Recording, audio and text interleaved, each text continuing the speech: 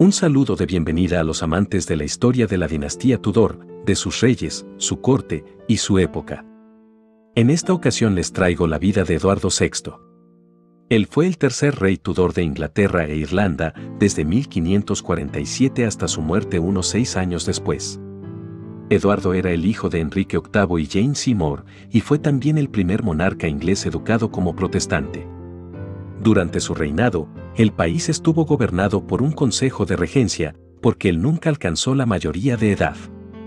El reinado de Eduardo estuvo marcado por una costosa guerra con Escocia, problemas económicos y malestar social, todo lo cual provocó que en 1549 estallaran disturbios y rebeliones. La transformación de la Iglesia de Inglaterra en un cuerpo reconociblemente protestante también ocurrió bajo Eduardo, quien se interesó mucho en los asuntos religiosos. Su padre, Enrique VIII, había roto el vínculo entre la Iglesia inglesa y Roma, pero nunca permitió la renuncia a la doctrina o ceremonia católica. Fue durante el reinado de Eduardo VI que el protestantismo se estableció por primera vez en Inglaterra, con reformas que incluyeron la abolición del celibato clerical y la misa y la imposición de servicios obligatorios en inglés. Esta biografía está realizada por las peticiones de Cristi Castro Cuba y de María de los Ángeles Ocaña, quienes querían saber más sobre la vida de este rey.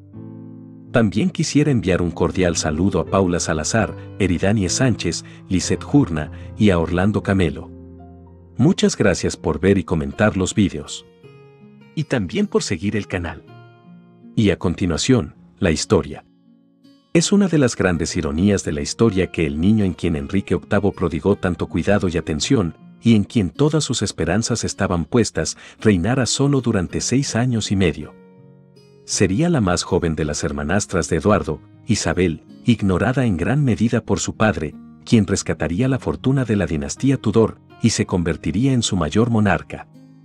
Eduardo nació el 12 de octubre de 1537, en la habitación de su madre dentro del palacio de Hampton Court, en Middlesex. Era hijo del rey Enrique VIII de su tercera esposa, Jane Seymour. En todo el reino, el pueblo acogió con alegría y alivio el nacimiento de un heredero varón, por quien tanto habían esperado. Se cantaron Te Deums en las iglesias, se encendieron hogueras y se disparó desde la torre esa noche más de 2000 salvas de cañón.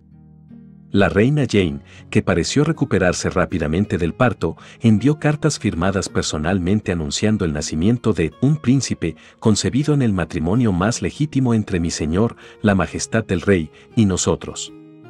Eduardo fue bautizado el 15 de octubre, con sus medias hermanas, María, de 21 años como madrina, e Isabel, de 4 años llevando el crisoma, y el rey de armas de la jarretera lo proclamó duque de Cornualles y conde de Chester.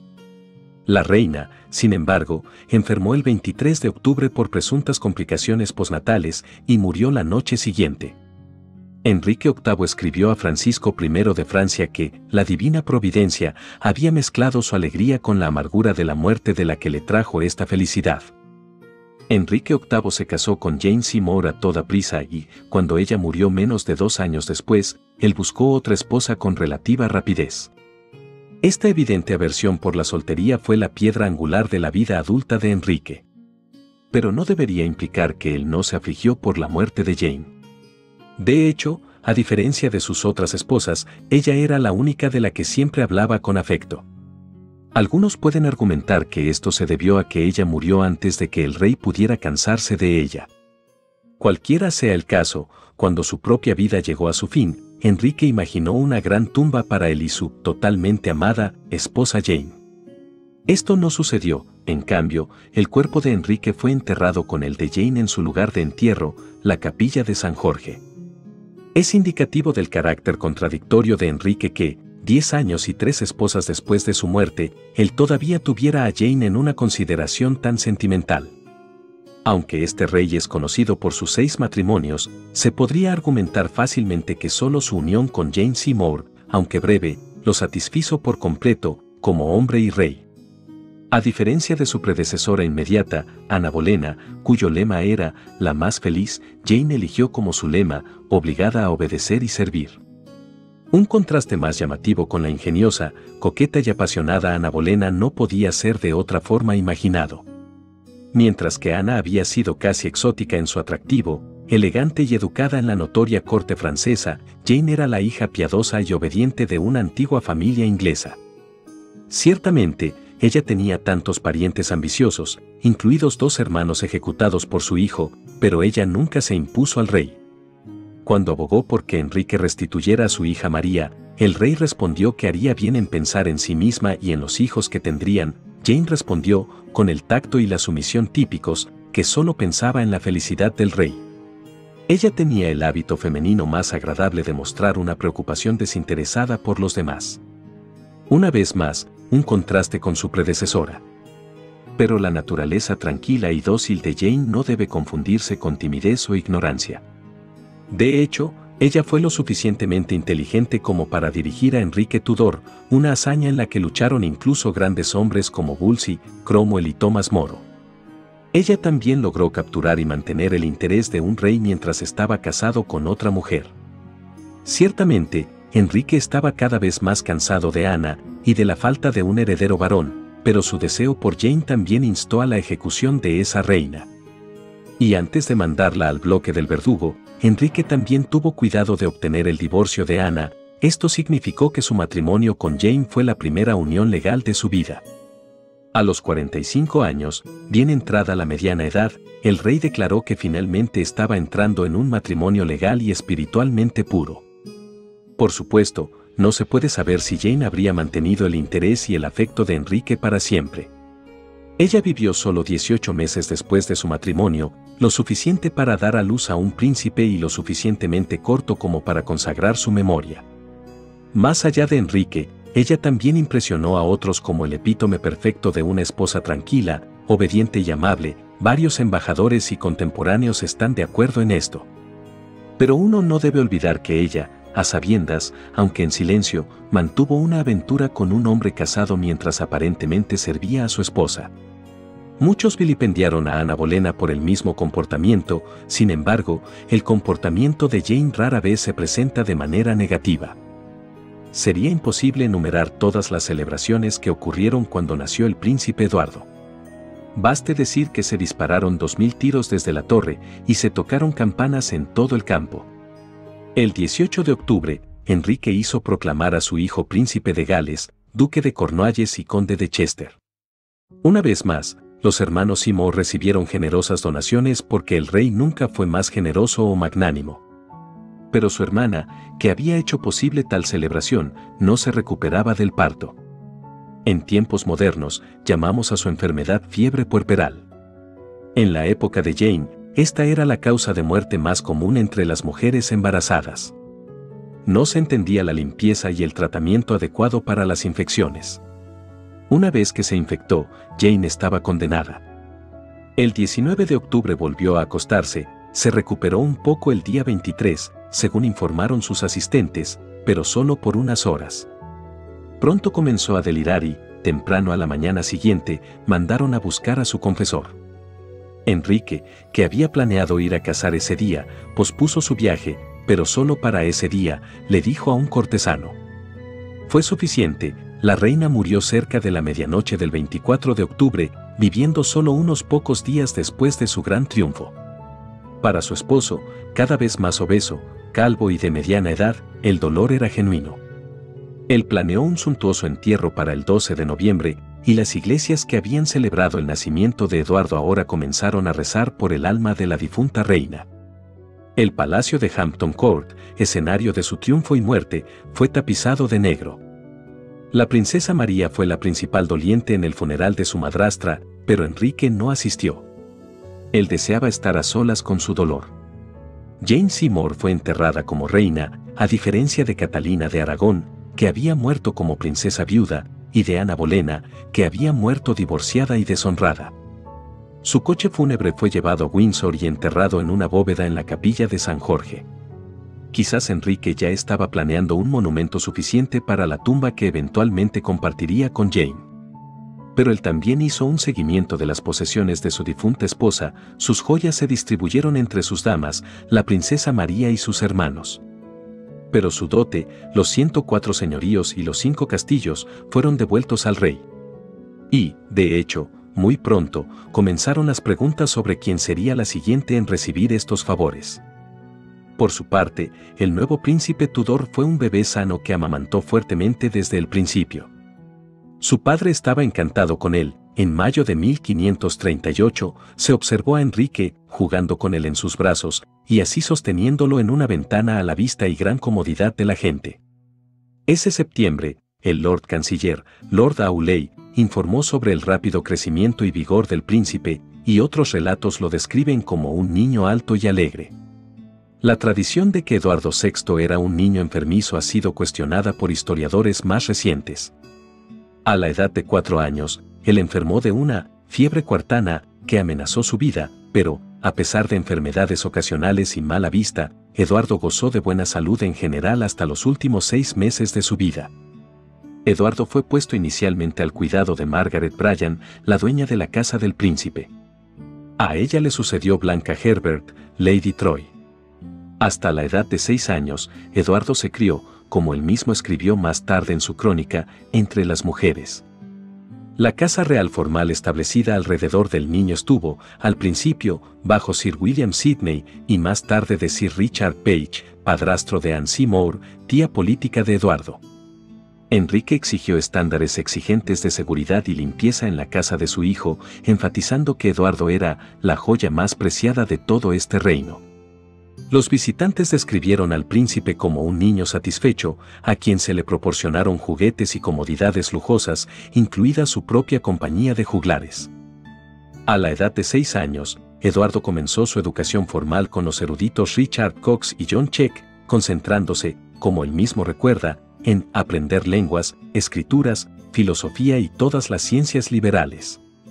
Recibió también clases del tutor de su hermana Isabel, Roger Ascham, y de Jean Belmain, aprendiendo francés, español e italiano. Además, se sabe que estudió geometría y aprendió a tocar instrumentos musicales, incluidos el laúd y las virginales. Coleccionó globos terráqueos y mapas y, según han dicho algunos historiadores de monedas, desarrolló una comprensión de los asuntos monetarios, lo que indicaba una gran inteligencia. Se supone que la educación religiosa de Eduardo favoreció la agenda reformadora. Su establecimiento religioso probablemente fue elegido por el arzobispo Thomas Cranmer, un destacado reformador. Tanto Cox como Cheek eran católicos, reformados o erasmistas y luego se convirtieron en exiliados marianos.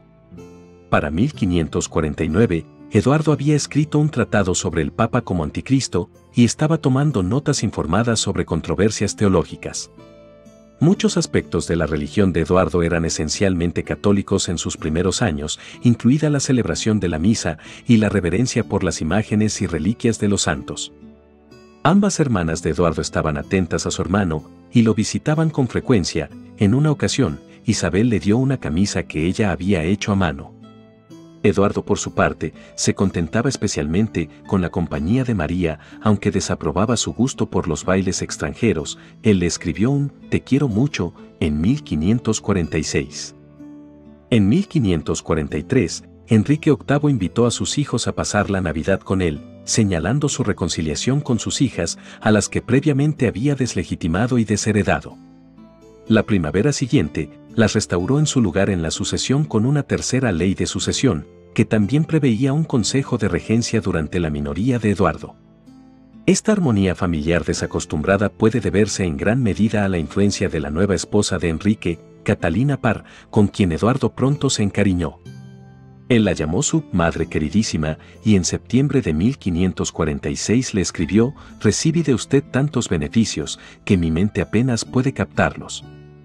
Otros niños fueron llevados a jugar con Eduardo, incluida la nieta de su chambelán, Sir William Sidney, quien en la edad adulta recordó al príncipe como un niño maravilloso y dulce, de condición muy apacible y generosa.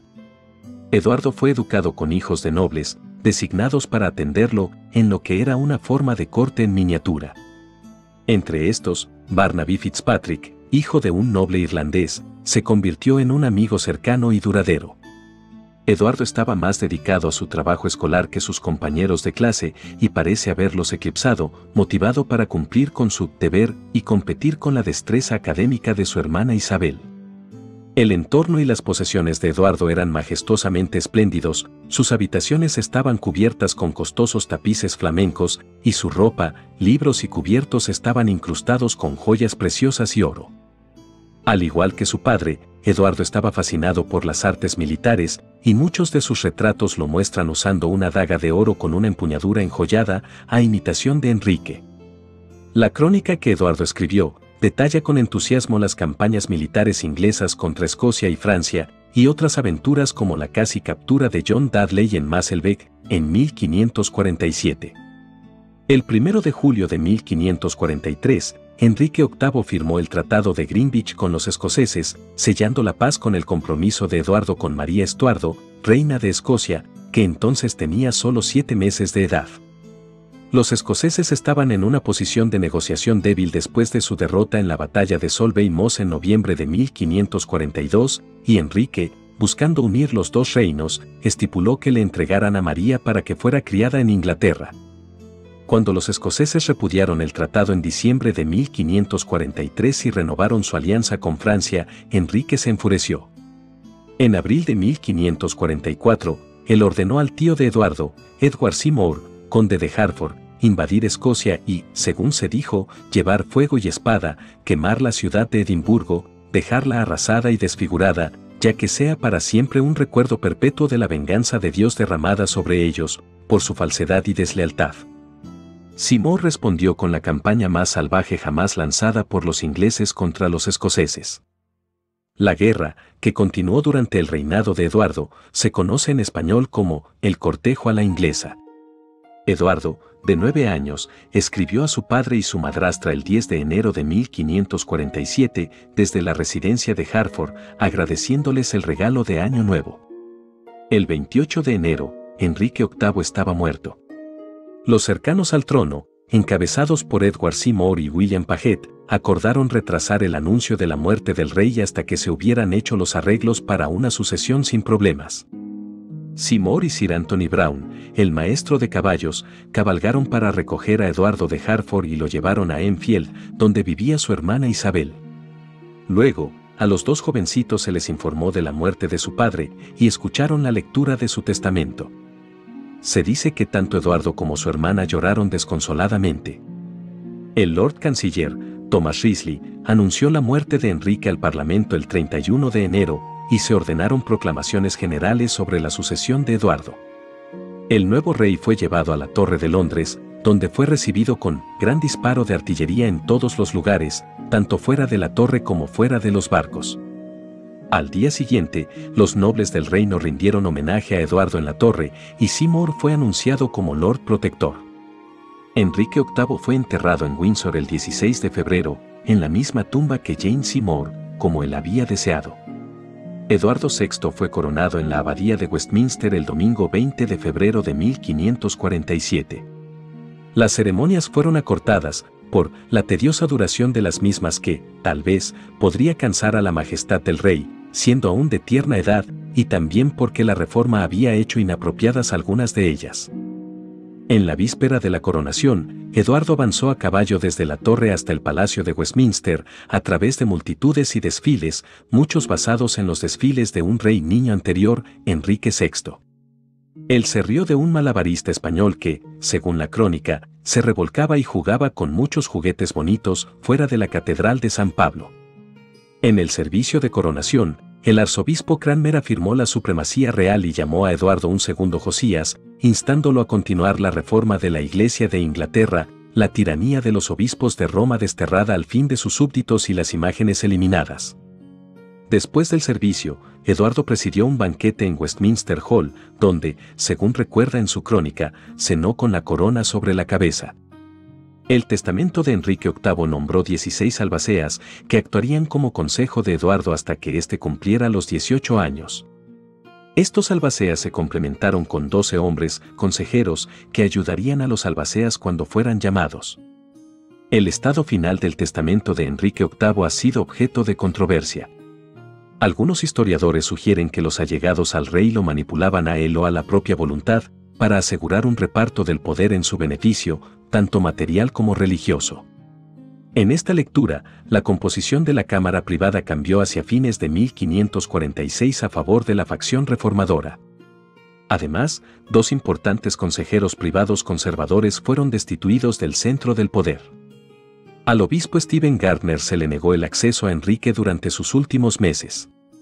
Y por su parte, Thomas Howard, tercer duque de Norfolk, fue acusado de traición. El día antes de la muerte del rey, sus vastas propiedades fueron incautadas, poniéndolas a disposición para su redistribución, y pasó todo el reinado de Eduardo en la Torre de Londres. Otros historiadores han argumentado que la exclusión de Gardner se basó en asuntos no religiosos, que Norfolk no era notablemente conservador en religión, que los conservadores permanecieron en el consejo, y que el radicalismo de hombres como Sir Anthony Denny, que controlaba el sello seco que replicaba la firma del rey, es discutible. Cualquiera sea el caso, la muerte de Enrique fue seguida por una generosa entrega de tierras y honores al nuevo grupo de poder. El testamento contenía una cláusula de obsequios no cumplidos, añadida en el último minuto, que permitía a los albaceas distribuir libremente tierras y honores entre ellos y la corte, en particular a Edward Seymour, primer conde de Hertford, el tío del nuevo rey, que se convirtió en Lord Protector del reino, gobernador de la persona del rey, y duque de Somerset. De hecho, el testamento de Enrique VIII no preveía el nombramiento de un protector. Él encomendó el gobierno del reino durante la minoría de edad de su hijo a un consejo de regencia que gobernaría colectivamente, por decisión de la mayoría. Sin embargo, pocos días después de la muerte de Enrique, el 4 de febrero, los albaceas optaron por otorgar un poder casi real al duque de Somerset. 13 de los 16 concejales aceptaron su nombramiento como protector, lo que justificaron como su decisión conjunta en virtud de la autoridad del testamento de Enrique. Somerset pudo haber hecho un trato con algunos de los albaceas, quienes casi todos recibieron dádivas. Se sabe que lo hizo con William Paget, secretario privado de Enrique VIII, y que se aseguró el apoyo de Sir Anthony Brown, miembro de la Cámara Privada. El nombramiento de Somerset estaba en consonancia con el precedente histórico, y su elegibilidad para el puesto se vio reforzada por sus éxitos militares en Escocia y Francia. En marzo de 1547, él obtuvo cartas de patente del rey Eduardo otorgándole el derecho casi monárquico de nombrar él mismo a los miembros del consejo privado y consultarlos solo cuando lo deseara. En palabras del historiador Geoffrey Elton, desde ese momento su sistema autocrático fue completo. Somerset procedió a gobernar en gran parte por proclamación, llamando al consejo privado a hacer poco más que aprobar sus decisiones. La toma del poder por parte de Somerset fue suave y eficiente. El embajador imperial, François van der Delft, informó que gobierna absolutamente todo, con Paget actuando como su secretario, aunque predijo problemas de parte de John Dudley, vizconde de Lille, quien recientemente había sido ascendido a conde de Warwick en el reparto de honores. De hecho, en las primeras semanas de su protectorado, Somerset solo fue desafiado por el canciller, Thomas Wriothesley, a quien el condado de Southampton evidentemente no había podido comprar, y por su propio hermano. Wriothesley, un conservador religioso, se opuso a la asunción del poder monárquico sobre el consejo por parte de Somerset. Pero luego se encontró abruptamente despedido de la Cancillería, acusado de vender algunas de sus oficinas a los delegados. Somerset enfrentó una oposición menos manejable de su hermano menor, Thomas Seymour, quien ha sido descrito como un gusano en flor. Como tío del rey Eduardo, Thomas exigió la gobernación de la persona del rey y una mayor participación en el poder. Somerset trató de sobornar a su hermano con una baronía, un nombramiento para el Lord Almirantazgo y un asiento en el consejo privado, pero Thomas estaba empeñado en intrigar por el poder. Comenzó a pasar de contrabando dinero de bolsillo al rey Eduardo, diciéndole que Somerset mantenía demasiado apretados los hilos de la bolsa, lo que lo convertía en un rey mendigo. También instó al rey a deshacerse del protector en 2 años y gobernar como lo hacen otros reyes, pero Eduardo, instruido para ceder ante el consejo, no cooperó. En la primavera de 1547, utilizando el apoyo de Eduardo para eludir la oposición de Somerset, Thomas Seymour se casó en secreto con la viuda de Enrique VIII, Catalina Parr, cuya familia protestante incluía a Lady Jane Grey, de 11 años, y a la princesa Isabel, de 13 años. En el verano de 1548, Catalina Parr, embarazada, descubrió a Thomas Seymour abrazando a Isabel. Como resultado, sacaron a la princesa de la casa de Parr y la transfirieron a la de Sir Anthony Denny. Ese septiembre, Catalina Parr murió poco después del parto, y Seymour reanudó rápidamente sus atenciones con Isabel por medio de cartas, planeando casarse con ella. Isabel fue receptiva, pero, al igual que Eduardo, no estaba dispuesta a aceptar nada, a menos que lo permitiera el consejo.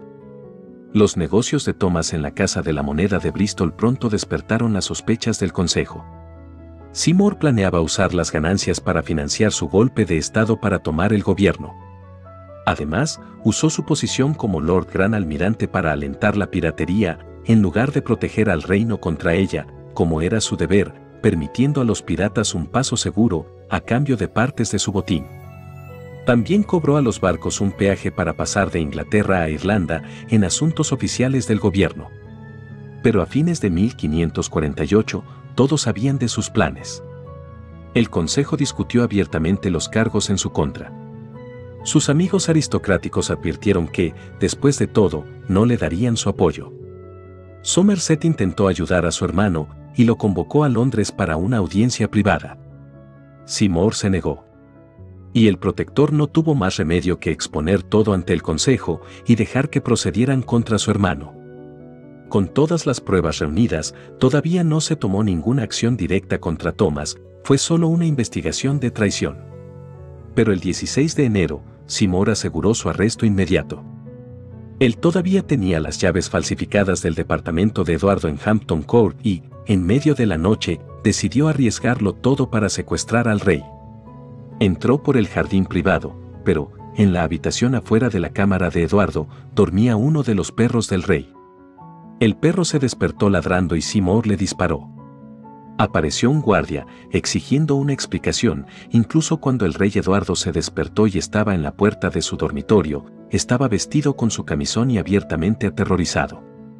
Seymour les dijo que había venido a probar a los guardias del rey y el perro lo había atacado, por lo que se vio obligado a disparar. El guardia lo dejó irse pero, al enterarse del incidente, el consejo decidió confinar a Seymour en la torre mientras investigaban. El cargo oficial fue intentar asesinar al rey Eduardo, incluso la sospecha de regicidio fue suficiente para condenarlo. El 18 de enero, el consejo envió oficialmente agentes para interrogar a todas las personas con las que Seymour había conspirado, entre los interrogados estaban la princesa Isabel y sus sirvientes. Seymour se negó a comparecer en privado ante el consejo, no se conformaría con nada menos que un juicio abierto. El propio Eduardo testificó personalmente sobre el dinero de bolsillo. La falta de pruebas claras de traición descartó un juicio, por lo que Seymour fue condenado por un acto de agresión y decapitado el 20 de marzo de 1549. La única habilidad indudable de Somerset era como soldado, lo cual él había demostrado en expediciones a Escocia y en la defensa de Boulogne en 1546. Desde el principio, su principal interés como protector fue la guerra contra Escocia. Después de una aplastante victoria en la batalla de Pinkie-Cleugh en septiembre de 1547, Somerset estableció una red de guarniciones en Escocia que se extendía hasta Dundee al norte. Sin embargo, sus éxitos iniciales fueron seguidos por una pérdida de dirección, ya que su objetivo de unir los reinos a través de la conquista se volvió cada vez más poco realista. Los escoceses se aliaron con Francia, y este reino envió refuerzos para la defensa de Edimburgo en 1548. La reina de Escocia fue trasladada a Francia, donde fue prometida al Delfín. El costo de mantener los enormes ejércitos del protector y sus guarniciones permanentes en Escocia también supuso una carga insostenible para las finanzas reales. Un ataque francés a Boulogne en agosto de 1549 finalmente obligó a Somerset a comenzar una retirada de Escocia. Por otro lado, durante 1548, Inglaterra estuvo sujeta a disturbios sociales. Después de abril de 1549 estallaron una serie de revueltas armadas alimentadas por diversos agravios religiosos y agrarios. Las dos rebeliones más graves, que requirieron una gran intervención militar para sofocarlas, se produjeron en Devon, Cornualles y en Norfolk. La primera, a veces llamada Rebelión del Libro de Oración, surgió a causa de la imposición del protestantismo, y la segunda, dirigida por un comerciante llamado Robert Kett, estalló principalmente por causa de la invasión de los terratenientes de los pastos comunes. Un aspecto complejo del malestar social fue que los manifestantes creían que estaban actuando legítimamente contra los terratenientes con el apoyo del protector, convencidos de que los terratenientes eran los infractores de la ley. La misma justificación para los estallidos de disturbios se expresó en todo el país, no solo en Norfolk y el oeste. El origen de la visión popular de Somerset como simpatizante de la causa rebelde se encuentra en parte en su serie de proclamas a veces liberales, a menudo contradictorias, y en parte en las actividades descoordinadas de las comisiones que él envió en 1548 y 1549, para investigar las quejas sobre la pérdida de labranza, la invasión de grandes rebaños de ovejas en tierras comunales y cuestiones similares. Las comisiones de Somerset fueron dirigidas por un parlamentario evangélico llamado John Hales, cuya retórica socialmente liberal vinculó el tema del cercamiento con la teología de la Reforma y la noción de una comunidad piadosa. Los grupos locales a menudo asumieron que las conclusiones de estas comisiones les permitían actuar contra los propios propietarios infractores. El rey Eduardo escribió en su crónica que los levantamientos de 1549 comenzaron porque se enviaron ciertas comisiones para derribar los cercados. Cualquiera que sea la opinión popular de Somerset, los desastrosos acontecimientos de 1549 se tomaron como prueba de un fracaso colosal del gobierno, y el Consejo atribuyó la responsabilidad al protector. En julio de 1549, Paget le escribió a Somerset que a ningún miembro del Consejo le gusta sus procedimientos, ojalá Dios que, en el primer revuelo, hubiera seguido el asunto con vehemencia y hecho que se administrara justicia de manera solemne. La secuencia de eventos que llevaron a la destitución de Somerset del poder a menudo se ha denominado golpe de Estado. El 1 de octubre de 1549, Somerset había sido alertado de que su gobierno enfrentaba una seria amenaza. Él emitió una proclamación pidiendo ayuda, tomó posesión de la persona del rey y se retiró por seguridad al castillo fortificado de Windsor, donde Eduardo escribió: «Creo que estoy en prisión». Mientras tanto, un Consejo Unido publicó detalles de la mala gestión del gobierno de Somerset. Dejaron claro que el poder del protector procedía de ellos, no del testamento de Enrique VIII. El 11 de octubre, el Consejo hizo arrestar a Somerset y llevó al rey al palacio de Richmond. Eduardo resumió los cargos contra Somerset en su crónica: ambición, vanagloria, entrar en guerras imprudentes en mi juventud, enriquecerse con mi tesoro, seguir su propia opinión y hacer todo por su propia autoridad. En febrero de 1550, John Dudley, conde de Warwick, emergió como líder del consejo y, de hecho, como sucesor de Somerset. Aunque Somerset fue liberado de la torre y restaurado al consejo, él fue ejecutado por un delito grave en enero de 1552, después de conspirar para derrocar al régimen de Dudley. Eduardo anotó la muerte de su tío en su crónica de manera bastante ecuánime, con estas palabras: «Al duque de Somerset le cortaron la cabeza en Tower Hill entre las 8 y las 9 de la mañana». Los historiadores contrastan la eficiencia de la toma del poder por parte de Somerset, en la que detectan las habilidades organizadoras de aliados como Paget, el maestro de las prácticas, con la posterior ineptitud de su gobierno. Para el otoño de 1549, sus costosas guerras habían perdido impulso, la corona se enfrentaba a la ruina financiera, y estallaron disturbios y rebeliones en todo el país. Hasta décadas recientes, la reputación de Somerset entre los historiadores era alta, en vista de sus muchas proclamas que parecían respaldar a la gente común contra una clase terrateniente rapaz. Más recientemente, sin embargo, a menudo se le ha retratado como un gobernante arrogante y distante, carente de habilidades políticas y administrativas. Por el contrario, el sucesor de Somerset, el conde de Warwick, nombrado duque de Northumberland en 1551, fue considerado por los historiadores simplemente como un intrigante codicioso que cínicamente se elevaba y se enriquecía a expensas de la corona. Desde la década de 1970 se han reconocido los logros administrativos y económicos de su régimen, y se le ha atribuido la restauración de la autoridad del Consejo Real y la recuperación del gobierno después de los desastres del protectorado de Somerset.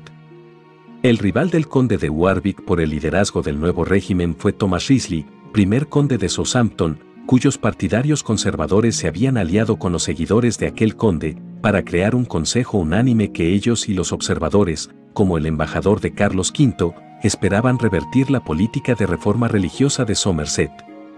Northumberland, por otro lado, depositó sus esperanzas en el fuerte protestantismo del rey y, alegando que Eduardo tenía la edad suficiente para gobernar en persona, se acercó a él y a su pueblo, tomando el control de la cámara privada. Paget, aceptando una baronía, se unió al nuevo duque cuando se dio cuenta de que una política conservadora no llevaría al emperador al lado inglés sobre Boulogne. Southampton preparó un caso para ejecutar a Somerset, con el objetivo de desacreditar a Northumberland a través de las declaraciones de aquel de que había hecho todo con la cooperación de este último. Como contramedida, Northumberland convenció al Parlamento de que liberara a Somerset, y este fue puesto en libertad el 14 de enero de 1550. Northumberland luego hizo que Southampton y sus seguidores fueran expulsados del Consejo después de ganar el apoyo de los miembros del Consejo a cambio de títulos, y fue nombrado Lord Presidente del Consejo y Gran Maestre de la Casa del Rey. Aunque no se le llamó protector, Northumberland ahora era claramente el jefe del gobierno. A medida que Eduardo crecía, él pudo comprender cada vez más los asuntos del gobierno.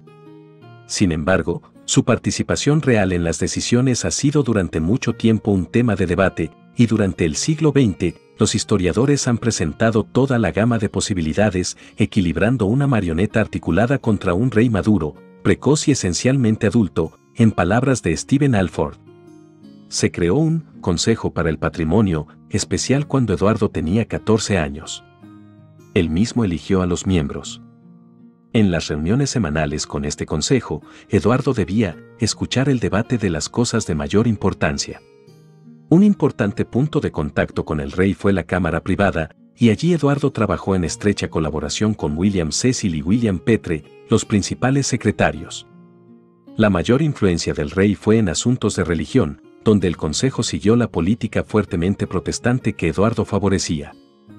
El modo de operar del duque de Northumberland era muy diferente al de Somerset. Cuidando de asegurarse de tener siempre una mayoría de concejales, él alentó un consejo de trabajo y lo usó para legitimar su autoridad. Al carecer de la relación de sangre de Somerset con el rey, agregó miembros al consejo de su propia facción para controlarlo. También agregó miembros de su familia a la casa real. Northumberland vio que para lograr el dominio personal, necesitaba un control total de los procedimientos del consejo. En palabras del historiador John Gay, al igual que Somerset, Northumberland se convirtió en cuasi rey. La diferencia fue que él manejó la burocracia con el pretexto de que Eduardo había asumido la soberanía total, mientras que Somerset había afirmado el derecho a la casi soberanía como protector. Las políticas de guerra de Warwick fueron más pragmáticas que las de Somerset, y le han valido críticas por su debilidad. En 1550, firmó un tratado de paz con Francia que acordó retirarse de Boulogne y retiró todas las guarniciones inglesas de Escocia. En 1551, Eduardo se comprometió con Isabel de Valois, la hija del rey Enrique II de Francia, y fue nombrado por esto caballero de San Miguel. Northumberland se dio cuenta de que Inglaterra ya no podía soportar el costo de las guerras.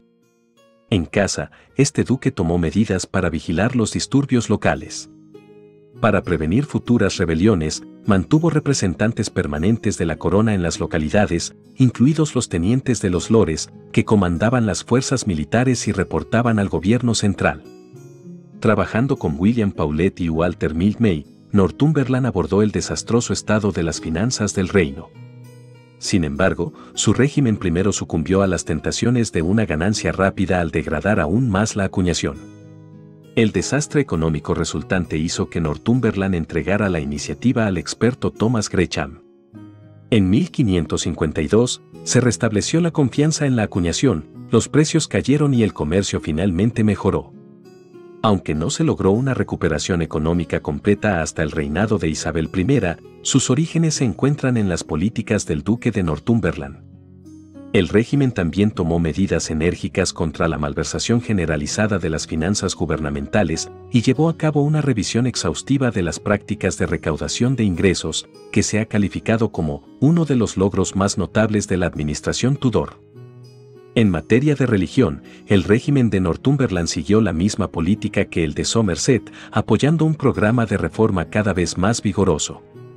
Aunque la influencia práctica de Eduardo VI en el gobierno fue limitada, Su intenso protestantismo hizo obligatoria una administración reformadora. Su sucesión estuvo a cargo de la facción reformadora, que continuó en el poder durante todo su reinado.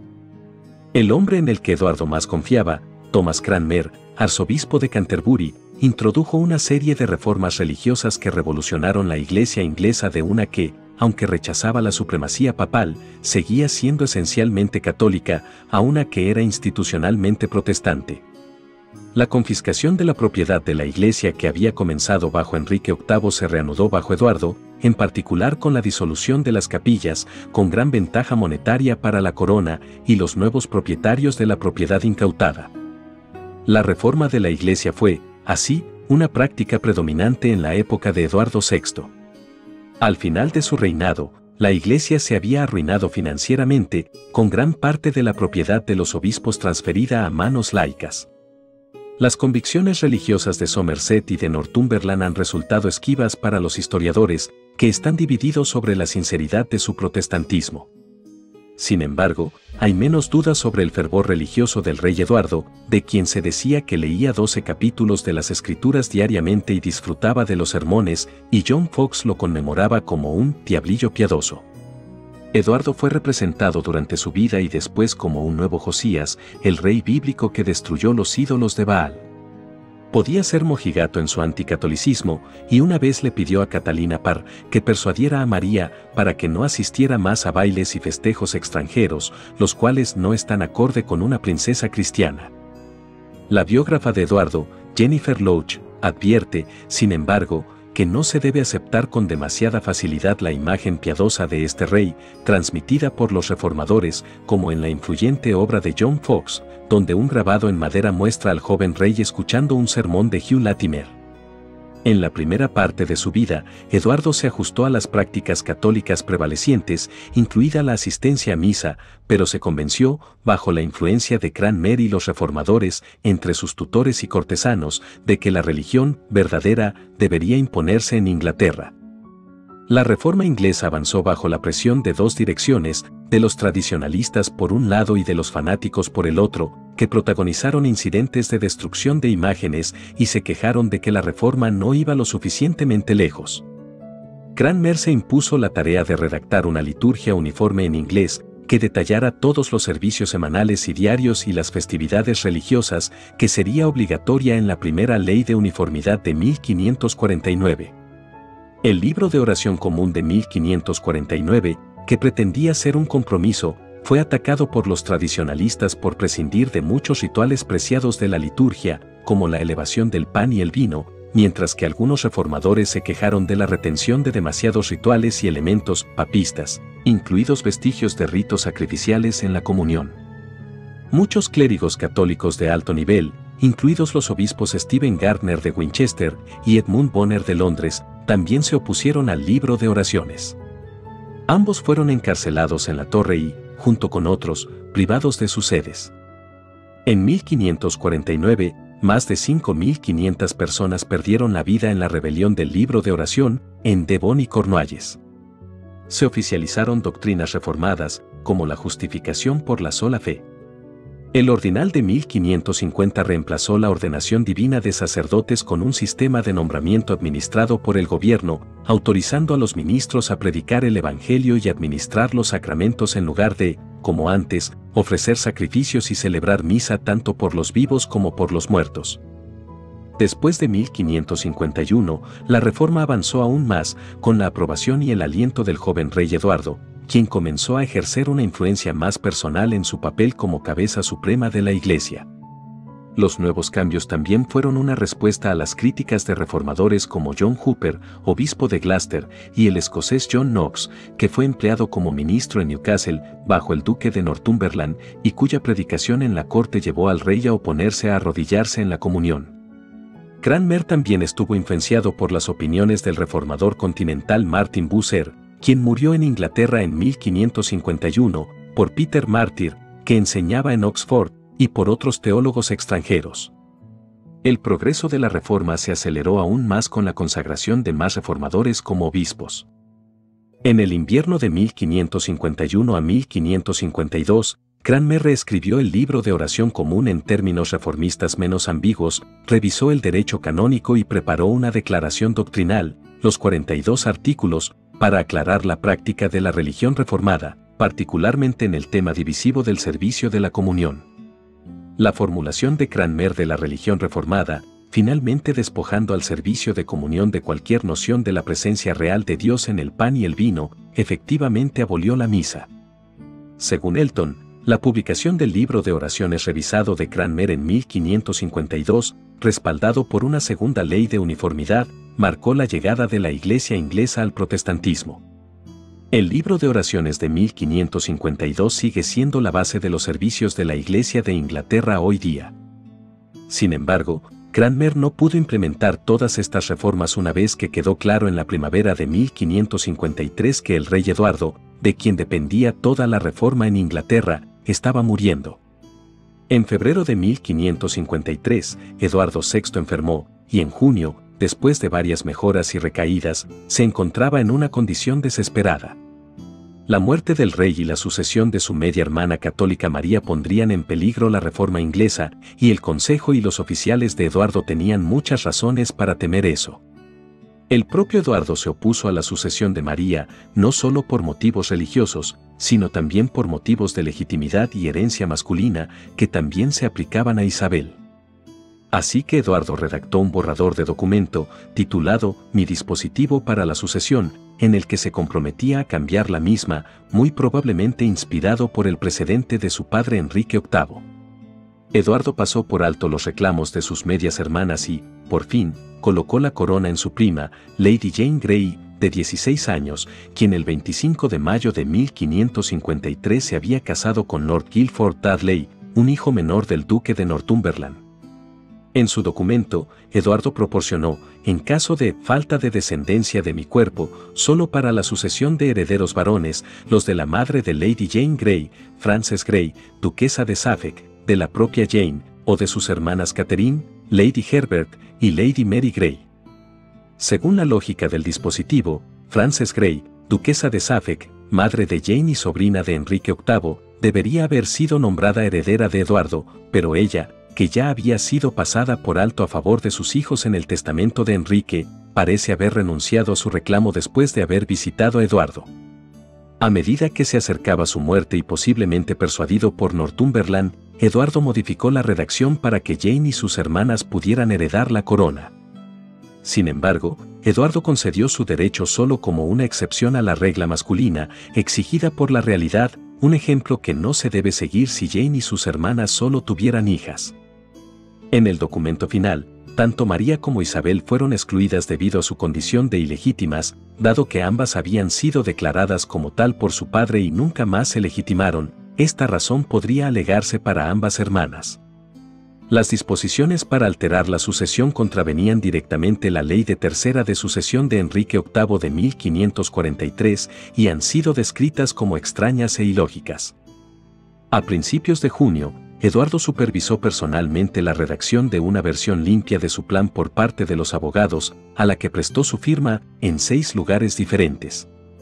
Luego, el 15 de junio convocó a jueces de alto rango a su lecho de muerte, ordenándole su lealtad con palabras ásperas y semblante airado para preparar su proyecto como cartas patentes y anunció que las aprobaría en el Parlamento. Su siguiente medida fue hacer que los principales consejeros y abogados firmaran un vínculo en su presencia, en el que acordaron cumplir fielmente el testamento de Eduardo después de su muerte. Unos meses más tarde, el presidente del Tribunal Supremo, Edward Montagu, recordó que cuando él y sus colegas presentaron objeciones legales al dispositivo, Northumberland los amenazó, temblando de ira, y dijo además que pelearía a capa y espada con cualquier hombre en esa riña. Montagu también escuchó a un grupo de señores que estaban detrás de él concluir que, si se negaban a hacer eso, eran traidores. Por fin, el 21 de junio, el dispositivo fue firmado por más de 100 notables, incluidos consejeros, pares, arzobispos, obispos y alguaciles. Muchos de ellos afirmaron más tarde que Northumberland los había intimidado para que lo hicieran, aunque en palabras de la biógrafa de Eduardo, Jennifer Loach, pocos de ellos dieron una indicación clara de reticencia en ese momento. Ahora era de conocimiento común que el rey Eduardo se estaba muriendo y los diplomáticos extranjeros sospechaban que se estaba llevando a cabo algún plan para excluir a María. Francia encontró desagradable la perspectiva de la prima del emperador en el trono inglés y participó en conversaciones secretas con Northumberland, lo que indica su apoyo. Los diplomáticos estaban seguros de que la gran mayoría de los ingleses apoyaban a María, pero sin embargo creían que Jane Grey se establecería con éxito. Durante siglos, se consideró al duque de Northumberland como el instigador de este intento de modificar la sucesión. Sin embargo, desde la década de 1970, muchos historiadores han atribuido el inicio del dispositivo y la insistencia en su implementación a la iniciativa del rey.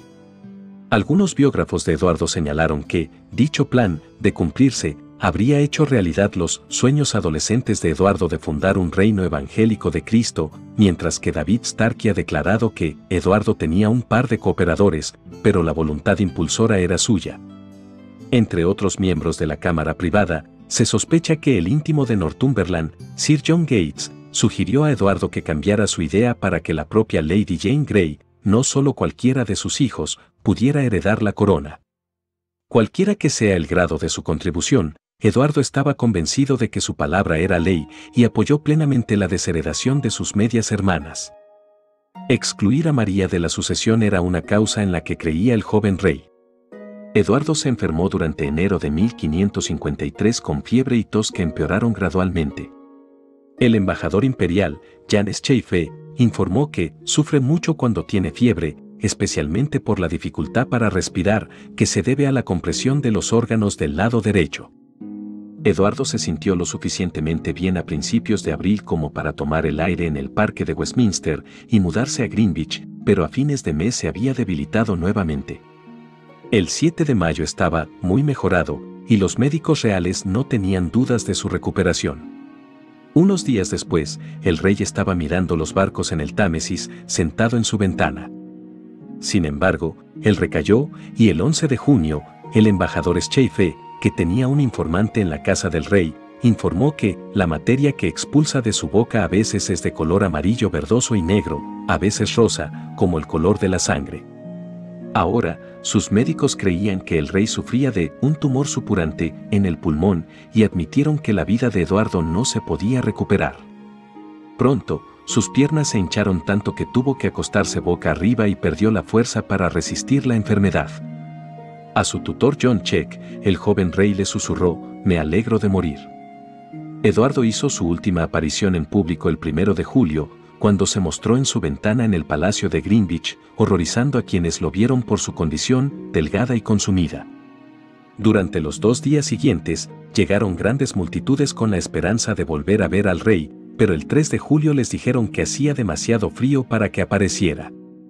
Eduardo VI murió a la edad de 15 años en el Palacio de Greenwich a las 8 de la noche del 6 de julio de 1553. Según el relato legendario de John Fox sobre su muerte, sus últimas palabras fueron: «Estoy débil, Señor, ten piedad de mí y toma mi espíritu». Eduardo fue enterrado en la capilla de Enrique VII en la abadía de Westminster el 8 de agosto de 1553, con ritos reformados realizados por Thomas Cranmer. La procesión fue encabezada por una gran compañía de niños y observada por londinenses, llorando y lamentándose. El carro fúnebre, envuelto en una tela de oro, estaba rematado por una efigie de Eduardo, con corona, cetro y liga. El lugar de entierro de Eduardo no se marcó hasta 1966, cuando la Escuela del Hospital de Cristo colocó una placa con una inscripción en el piso de la capilla, para conmemorar a su fundador.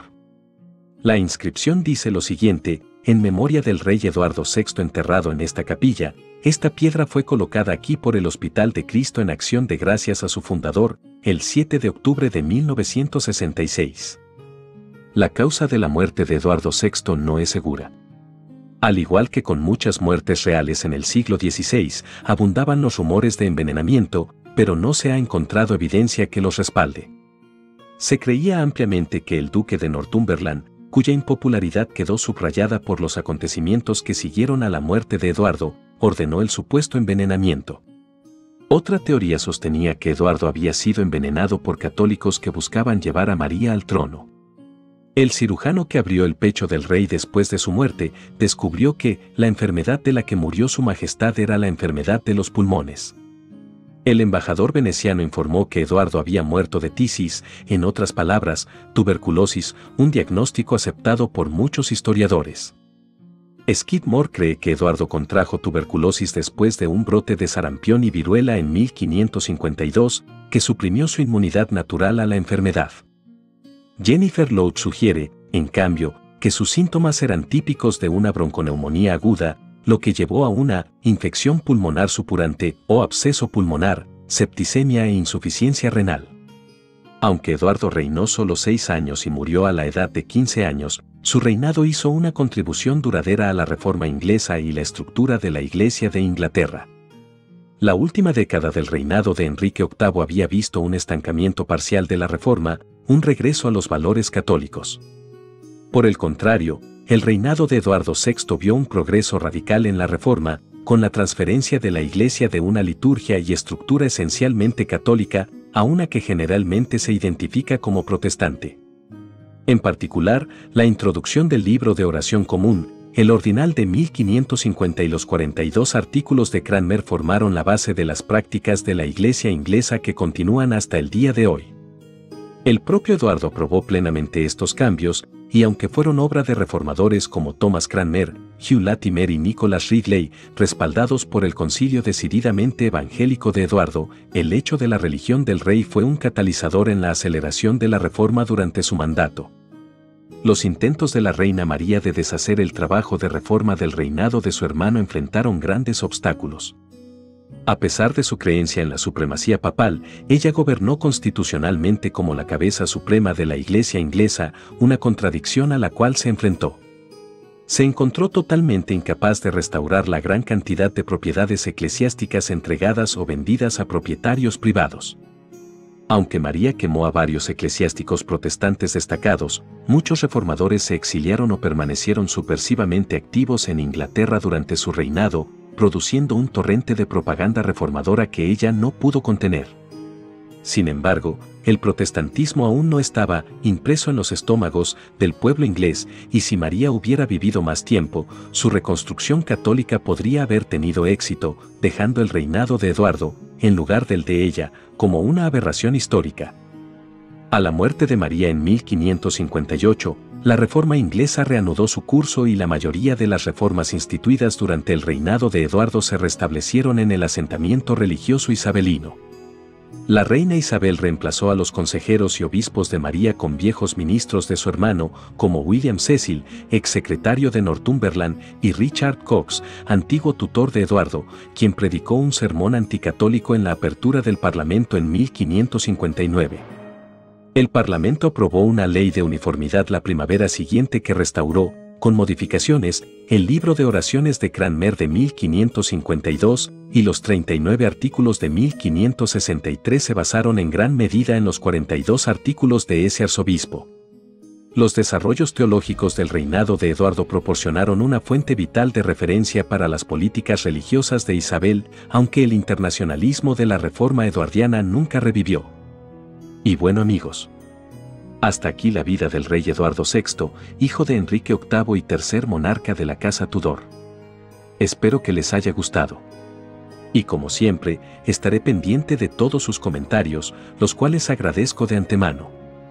Pronto estaré subiendo un video con más detalles sobre la dolorosa muerte de este rey, así como de su lugar de descanso final. Si en verdad les gustó este video, los invito a que se unan como mecenas del canal de los Tudor en la página de Patreon. El enlace se los comparto en la descripción de este video. Los mecenas tendrán las ventajas de recibir saludos más personalizados, podrán ver vídeos y publicaciones con anticipación, y también tendrán prioridad sobre las peticiones que tengan sobre temas de vídeos del canal. ¡Feliz día y hasta pronto!